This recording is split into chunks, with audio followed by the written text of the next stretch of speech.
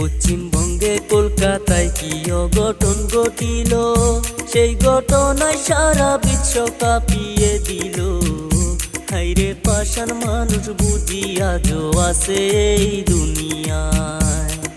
ভূমিকার ঘটনা শুনলে কলজা পাইটা যায়। 18 জন মানুষ মিলে একলা তারে দর্শন কইরা যায়। একলা ঘরে শিকার হয়ে কান্দে হায়রে হায়। চিৎকার করে কান্না করলেও কান্না শোনার মতো কেহ নাই। হাতে পায়ে দড়ি দিয়া শক্ত করে বেঁধে, হায়রে মানুষ পাষাণ তোমরা কি করিলে। পাগল হইয়া চিৎকার করে তবু রেহাই দিলা না তারে।